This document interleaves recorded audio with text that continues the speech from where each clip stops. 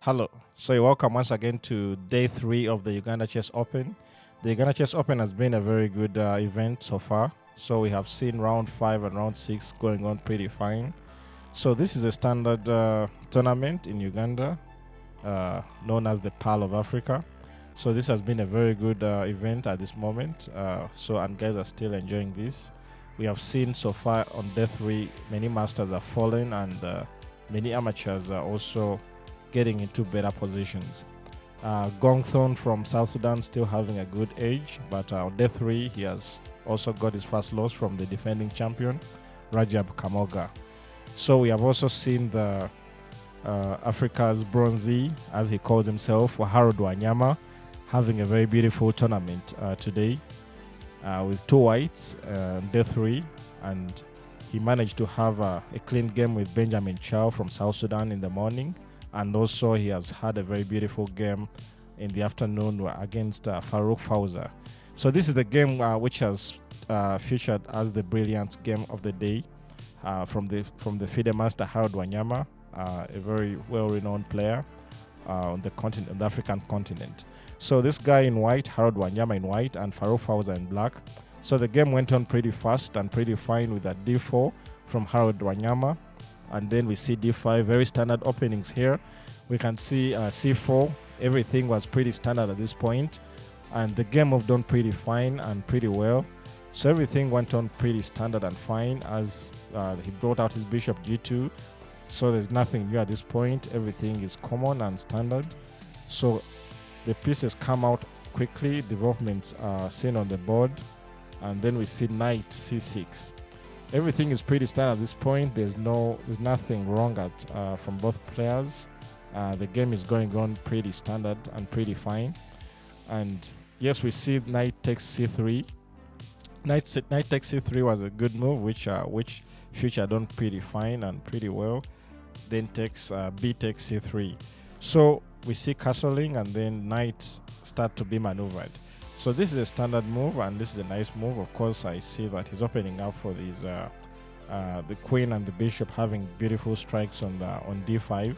So everything goes on pretty well, and then we see another nice move, which is bishop to a3. Bishop to a3 is a good move where we see the bishop putting some pressure on the knight.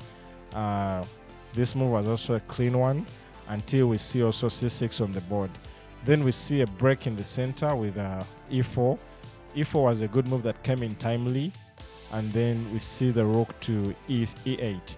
Rook to e8 came in also at the right time, just to hold on that knight. And then we see rook to e1. At this point, we have to admit that this game is pretty not so easy for black to play at this point. We see that black would have played moves like a5 and rook to b8, simple moves which would have held on the game. But it was really hard for black, we must admit, to play in such a position. Black cracked and played d takes e4, which was a pure inaccuracy. This allowed the knight to come in the game, and this was a position where we see black having now much more challenges holding onto the king side. So the knight falls into g5, of course, with many threats here of the queen and the clean threats here at the moment. So we see that black has to go back and defend quickly at this moment. And then we see this pawn push, of course, trying to blast black's center.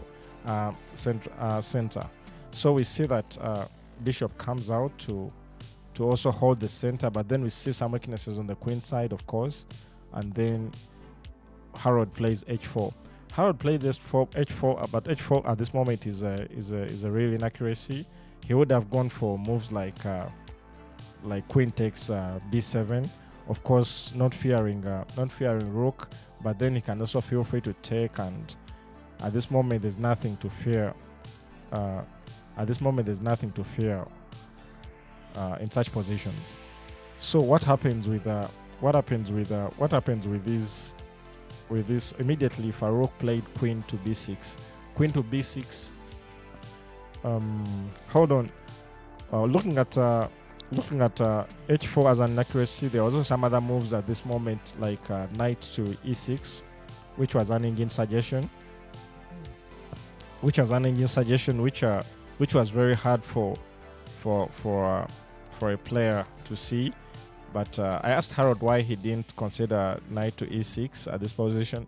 In this position, it was a tricky move at this moment. Of course, he admits that he really didn't take much consideration to take up that move, to play that move in this position. So the game continues with queen to b6. Farouk gets back alive, and then rook takes, and rook pile. And then we see Farouk making another inaccuracy. This game was now back to a draw with the advantage thrown away by Harold with the move h4. But then we see Farouk also throwing back the advantage with rook to e2. Rook to e2 just allows the queens to be exchanged off the board, which was played on the board. And then we see Harold getting back with a good game in this position.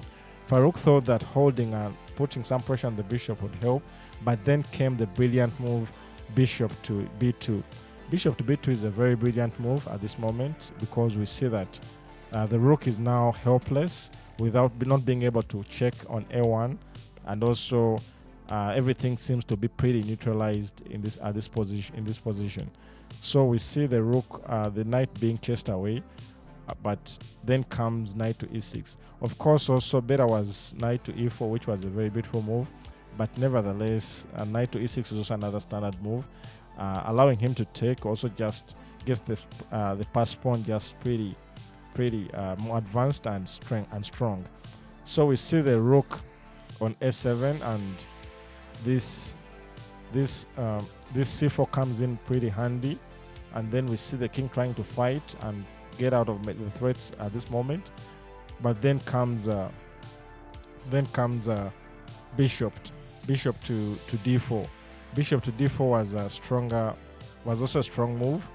And then we see the rook falling back from Harold. Of course, he wants to really realign his pieces and have a. Of course, now we see a pawn push on b6, which didn't help Farouk in this game. And then the rook took b6. At this point, the game is pretty lost for Farouk, and there's nothing much to save. Of course, the game went on with more pawns falling, and then we see this good move, bishop d5 check. The rook the king running away, and then we see a move g4. This is when Farouk threw in the towel, because nothing could help at this moment and everything was helpless. So see you tomorrow